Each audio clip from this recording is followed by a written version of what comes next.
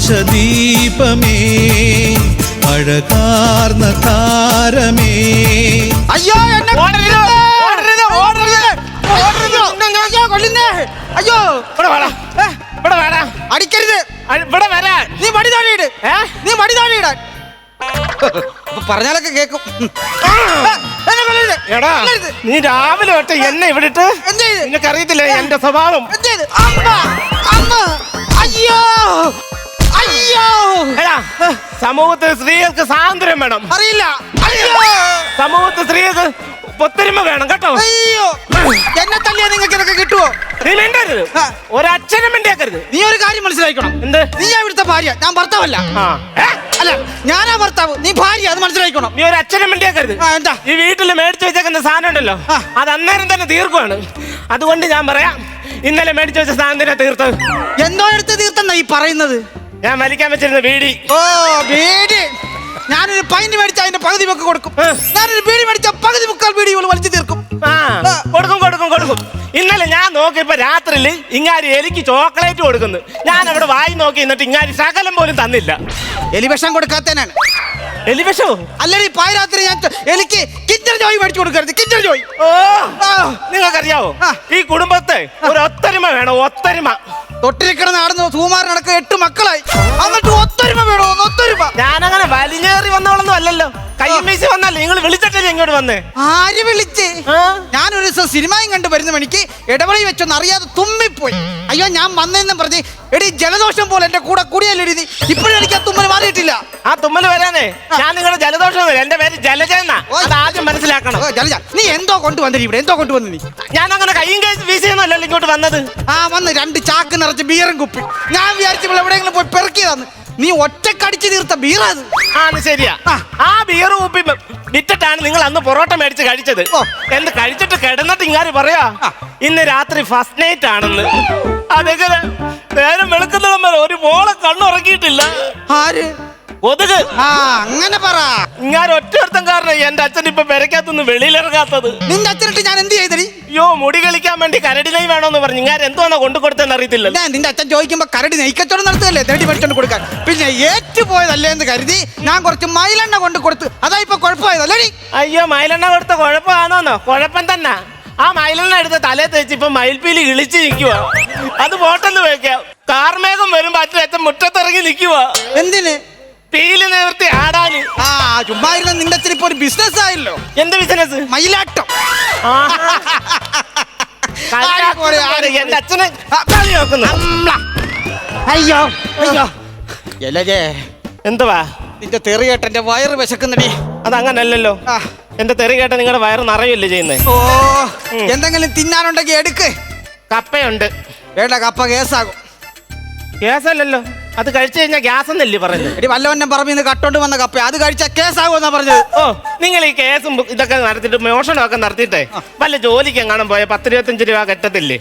ആ കാശ് നമുക്ക് കൊണ്ട് അടിച്ചു പൊളിച്ചൊരു യാത്രയൊക്കെ നടക്കാം. എവിടെ? എനിക്ക് ഈജിപ്തിൽ പോകാനാ ഇഷ്ടം. അവിടെ പോയിട്ട് എന്തെടുക്കാനാ? അവിടെ അല്ലേ മമ്മി ഉള്ളത്. മമ്മിയും കണ്ടിട്ട് പാലത്തിന്റെ അടിയിൽ ഇരുന്ന് ഉണക്കച്ച ബീമ്പിക്കുന്ന നിന്റെ അമ്മയെ കാണാൻ എന്തിനാണ് ഈജിപ്ത് വരെ പോണത്?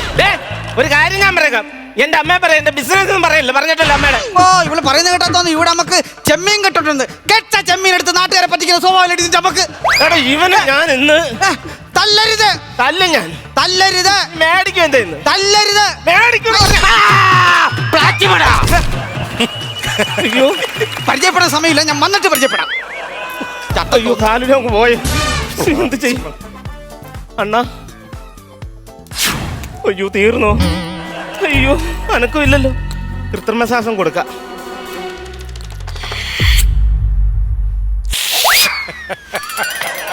അയ്യോ ഇത് കൊടുക്കുമല്ലേ? പുറത്ത് അകത്തോട്ട് കൊടുക്കുമല്ലേ വേണ്ടത്?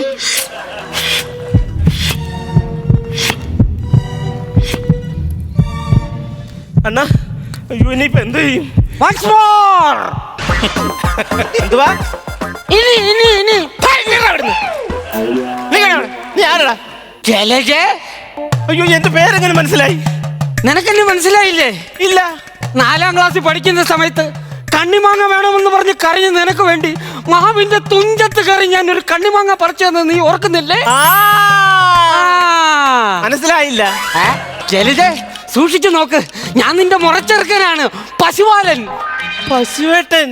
ഹൃദയത്തിൻ മധുപാത്രം നിറയുന്നു സഖി നീയൻ ഋതുദേവതയായി അരികിൽ നിൽക്കേ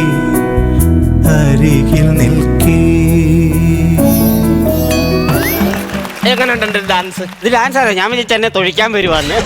ഇത്രയും നാള് പശുവേട്ടൻ എവിടെ ആയിരുന്നു? അയ്യോ ഒന്നും പറയണ്ട. ആ. നാട്ടിലെ ബിസിനസ് മൊത്തം പൊട്ടിപ്പൊളിഞ്ഞു. എന്തായിരുന്നു ബിസിനസ്? പുളിയിഞ്ചിയുടെ ബിസിനസ്. അവിടുന്ന് ഞാൻ നേരെ ബോംബെക്ക് വണ്ടി കയറി. ബോംബെയിൽ ചെന്ന് കയ്യിൽ 5 പൈസ ഇല്ലാതെ ഞാൻ പട്ടിണി കിടക്കേണ്ടി വന്നു. പിന്നെ അവിടുന്ന് എനിക്കൊരു വാശിയായിരുന്നു. ബോംബെയിൽ പല പല ബിസിനസ്സുകൾ ചെയ്തു. അവസാനം ബോംബെ സാമ്രാജ്യത്തിൽ ഞാൻ എന്റെ ബിസിനസ് പടർന്ന് പന്തലിപ്പിച്ചു. കൈ നിറയെ കാശുമായിട്ട് ഞാൻ ബോംബെയിൽ നിന്നും കള്ളവണ്ടി കയറി. അതെന്തൊരു പണിയാ? അത്രയും കാശുള്ളപ്പോ നിങ്ങൾ കള്ളവണ്ടി എന്തിനാ കയറിയത്? കാശപ്പ വേണേലും ഉണ്ടാക്കാം, പക്ഷെ നമ്മുടെ കുടുംബത്തിന്റെ മഹിമ അത് നമ്മൾ കാത്തു സൂക്ഷിക്കല്ലേ. അതിനു വേണ്ടി അങ്ങനെ ഇവിടെ വന്നപ്പോ ഈ പാലത്തിനടിയിൽ നിന്നെ കണ്ടപ്പോൾ ഞാൻ തകർന്നു പോയി. ഞാൻ ഇങ്ങോട്ട് വന്നപ്പോൾ ഒരു കോളാമ്പി അങ്ങോട്ട് ഇറങ്ങി പോകുന്നുണ്ടല്ലോ, അവൻ ഏതാണ്? അയ്യോ, അതെന്റെ ഭർത്താവ് കെട്ടിയോന്. ജലജേ, നിനക്കൊന്ന് കാത്തിരിക്കായിരുന്നില്ലേടി എനിക്ക് വേണ്ടി? എത്രന്ന് വെച്ചാ കാത്തിരിക്കട്ടെ. പശുവേട്ടൻ പോയപ്പോ ഞാൻ കഴിക്കാറില്ല, ഉറങ്ങാറില്ല. ഇതോർത്ത് എന്റെ അച്ഛന് മനോവിഷമം നൊന്ത് 8 കെട്ട് ബീഡിയായിരുന്നു വലിച്ചത്. അച്ഛനോ? അല്ല, ഞാന്. പണ്ട് വലിപ്പീരേ ഉള്ളായിരുന്നു, ഇപ്പൊ വലിക്കാനും തുടങ്ങിയിരിക്കുന്നു.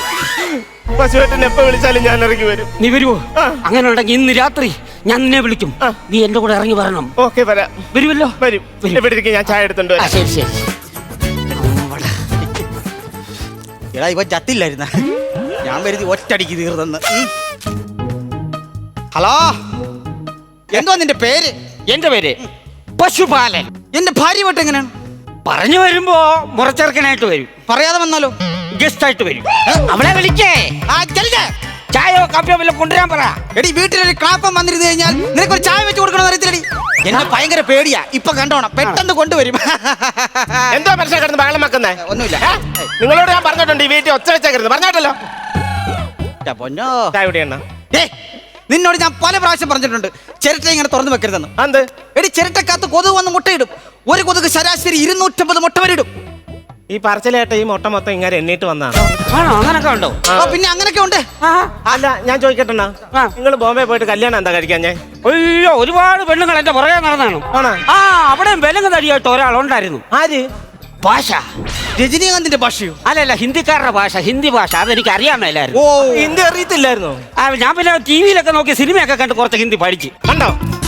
നിന്നോട് എത്ര ദിവസം കൊണ്ട് പറയുന്നത് ഒരു ടി വി മേടിച്ചോണ്ട് ഇവിടെ കൊണ്ടുവെക്കാൻ? ഓ, ഈ പാലത്തിന്റെ താഴെ ടി വി കൊണ്ടുവച്ച് അതിന്റെ കേബിൾ നിന്റെ മൂക്കി കുത്തി കഴിഞ്ഞാൽ ടി വി കാണാൻ പറ്റുമോ? പിന്നെ ഒരു കാര്യം, നീ എന്റെ കൂടെ ഇറങ്ങി വന്നെന്ന് പറഞ്ഞ് നിന്നെ ഞാൻ തെരുവിലൊന്നും ആക്കിയില്ലല്ലോ. പിന്നെ എവിടാ? ഒന്നുമില്ലല്ലോ, നീ ടൗണിന്റെ നടുക്കലടി ജീവിക്കുന്നത്. അയ്യോ, ഇയാടെ ടൗൺ കണ്ട? ഇതാ ടൗൺ. എടാ, നിന്റെ ടൗൺ ആണോ ഇത്? വഴക്കുണ്ടാക്കല്ലേ, എനിക്ക് ഇവിടെ കിടന്ന് ഉറങ്ങണ്ടേ? അണ്ണൻ ഇവിടെ കിടന്നുറങ്ങ്. ഓ, ഇവനെ ഇവിടെ കിടത്തി ഉറക്കണമല്ലേ? എന്താ ഉറങ്ങിയാല്? ഉറങ്ങിക്കോട്ടെ, അണ്ണൻ ഉറങ്ങിക്കോ. ഞാൻ ഇവിടെ കിടന്നുറങ്ങും, എനിക്ക് വെളുപ്പിലെ പോകേണ്ടതാണ്. തിരിച്ചു ചെല്ലേണ്ടതാ. അയ്യോ, ഞാനും തൊട്ടടുത്ത് കിടക്കുവാണ് കേട്ടോ. അയ്യ, കിടന്നോളൂ. കിടന്നല്ലോ. ആ,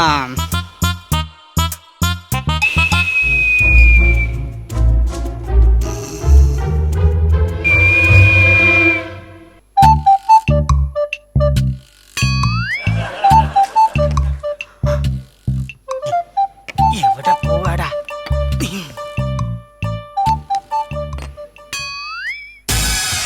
എവിടെ പോണ്? ഞാനേ കൊതുക് മുട്ട ഇടുന്ന ഇതുവരെ കണ്ടിട്ടില്ല, അത് കാണാൻ പോവാ.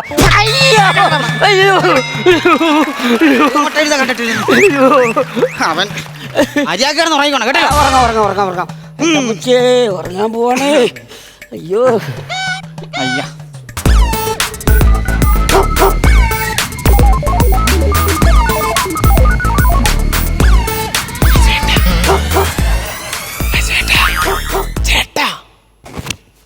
എടി പോത്തെ, അത് പശുവല്ല, ഞാനാ.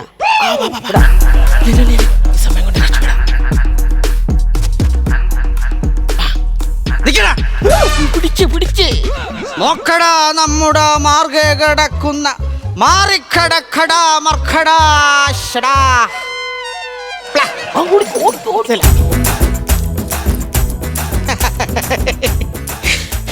ഇവനൊരു 10 കൊല്ലം മുമ്പ് വന്നിരുന്നെങ്കിൽ എനിക്ക് എത്ര അടി കുറഞ്ഞു കിട്ടിയത്. ഇതാ പറയുന്നത് ചിലർ വരുമ്പോൾ ചരിത്രം വഴിമാറുമെന്ന്. ഫ്ലവേഴ്സ് ഒരുക്കുന്ന കാഴ്ച വസന്തം യൂട്യൂബിൽ പ്രേക്ഷകർക്ക് ലൈവായി കാണാം. ഫ്ലവേഴ്സ് കോമഡിയിൽ ജോയിൻ ചെയ്യൂ, ആസ്വദിക്കൂ.